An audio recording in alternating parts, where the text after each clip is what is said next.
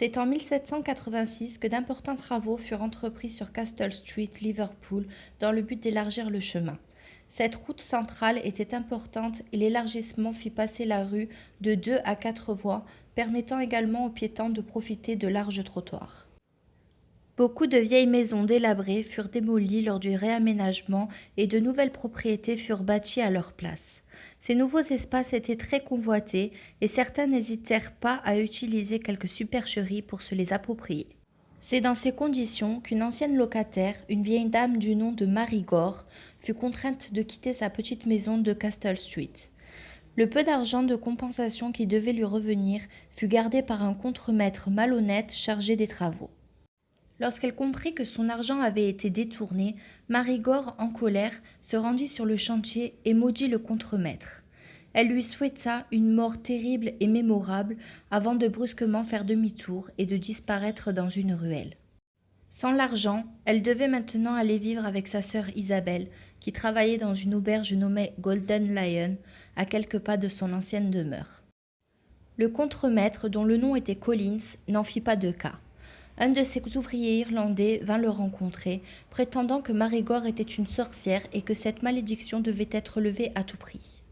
L'Irlandais conseilla à son patron de remettre l'argent qu'il avait volé à la vieille femme, afin d'éviter de faire face à cette sorcière et à ses amis. Collins ordonna à son ouvrier de reprendre le travail, tout en ridiculisant ses histoires de sorcières et de mauvais œil. Il n'avait pas l'intention de remettre cet argent à la vieille femme, il en ferait un meilleur usage qu'elle. Ce que le contremaître ignorait, c'est que Mary Gore était une sorcière et pas n'importe laquelle. Elle appartenait à un important cénacle de sorcières qui était à cette époque craint dans toute l'Angleterre. Plusieurs de ces dames habitaient Liverpool. Lorsque Collins se rendit au Golden Lion sur sa pause du midi, il entendit quelques propos sur ces sorcières venant d'un ancien capitaine de la marine qui dînait dans l'établissement. Intrigué, Collins alla à sa rencontre et mangea en sa compagnie. Cet homme semblait en connaître beaucoup sur cette vieille femme et ses malveillantes copines. Il raconta à Collins que les sorcières avaient un grand chaudron de métal noir dont elles se servaient pour faire bouillir des mixtures profanes faites à partir de cadavres qu'elles volaient dans les cimetières. Il prétendait avoir vu ces étranges femmes voler sur leurs balais. La nuit, elles entraient et sortaient de leur demeure par la fenêtre du grenier. Certains marins les avaient même aperçues volant par-dessus leurs navires en pleine mer. On prétendait qu'elles étaient capables de voler jusqu'au pays de Galles, l'île de Man, et même de se rendre en Irlande. « C'est complètement absurde, déclara Collins qui avait du mal à cacher sa nervosité. Mary Gore venait de pénétrer dans l'établissement, apparut soudainement près du contremaître et le présenta à sa sœur en disant « Regarde Isabelle, c'est l'homme qui a volé mon argent. Je l'ai maudit et il va mourir d'une mort lente et douloureuse. » Sursautant de colère, Collins lança sa cruche de bière en direction de la tête de la vieille femme qui l'évita de justesse. Isabelle s'interposa et demanda à sa sœur de retourner dans ses appartements. Plus tard, ce jour-là, les ouvriers se préparaient à quitter le chantier pour retourner à leur foyer lorsqu'un épais brouillard envahit soudainement la rue. Les gens ne pouvaient à peine marcher sans risquer de trébucher. La visibilité était nulle. Soudain, brisant le silence de mort qui régnait sur l'endroit, des cris d'horreur d'un homme retentirent. Tous les entendirent et constatèrent qu'il semblait s'éloigner vers le ciel. Lorsque le brouillard se dissipa, le contremaître avait disparu. Puis l'un des hommes remarqua quelque chose d'étrange.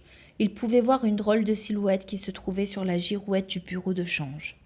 Ceux qui avaient une bonne vue prétendaient que ça ressemblait à une forme humaine, et lorsqu'ils arrivèrent plus près de l'immeuble, ils constatèrent qu'un homme était bel et bien empalé sur le mât de la girouette de l'immeuble.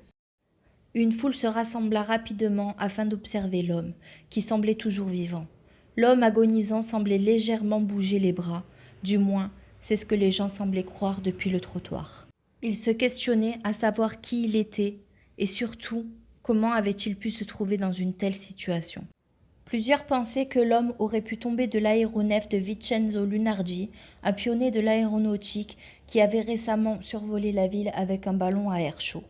Cependant, grâce à un télescope, un homme reconnut M. Collins, le contremaître de Castle Street. Mais comment diable s'était-il retrouvé là ? Alors que les autorités cherchaient une solution pour aller chercher le corps de M. Collins, un grand nombre d'oiseaux noirs firent leur apparition. C'était un rassemblement de corbeaux qui n'allaient pas rater une occasion de s'inviter à un tel repas. Le corps empalé fut alors picoré par des dizaines de corbeaux. Pour eux, le corps n'était qu'une carcasse.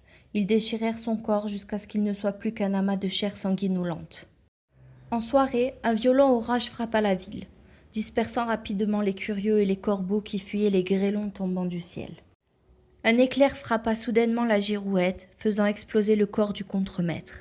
Les jambes, la tête, les bras, les intestins et ce qui restait de son torse tombèrent en pièces détachées autour de l'immeuble tout près de la foule. La grosse tache de sang sur le mur et sur le toit restera visible pendant plusieurs semaines, alors que les restes calcinés de M. Collins furent envoyés dans la fosse commune d'un cimetière local.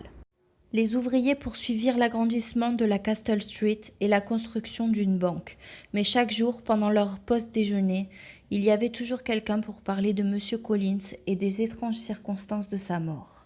Les spéculations allaient bon train et tous se demandaient comment le pauvre homme en était venu à être empalé sur une girouette. Un jeune ouvrier, un peu lent d'esprit, finit par affirmer qu'il savait ce qui était arrivé à M. Collins. Le garçon avait un certain mal à s'exprimer, mais dit finalement aux autres ouvriers ce qu'il avait vu ce jour-là. « Les femmes sont descendues du ciel et l'ont emmené dans les airs. »« De quelle femme tu parles, Sam ?» a demandé l'un des hommes du chantier. « Les femmes en noir sur leur balai.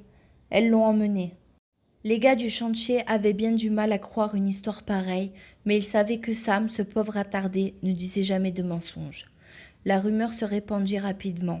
Les sorcières du clan de Marigore avaient-elles empalé l'homme au sommet de l'immeuble comme punition pour avoir volé l'une de leurs sœurs ? Quoi qu'il en soit, ce clan de sorcières a vraiment existé, et il est possible de connaître quelques-uns de leurs descendants qui vivaient dans le Merseyside. Si votre nom de famille est Gore, Molloy, Loftus et MacGlouglin, peut-être avez-vous du sang de sorcière qui coule dans vos veines. Ces noms sont rattachés à cet énigmatique cénacle qui marqua l'histoire de Liverpool. Voilà les amis, cette vidéo est terminée pour aujourd'hui. N'hésitez pas à laisser un commentaire pour me dire ce que vous avez pensé. N'oubliez pas de vous abonner à ma chaîne, de mettre un petit pouce bleu et d'activer la cloche.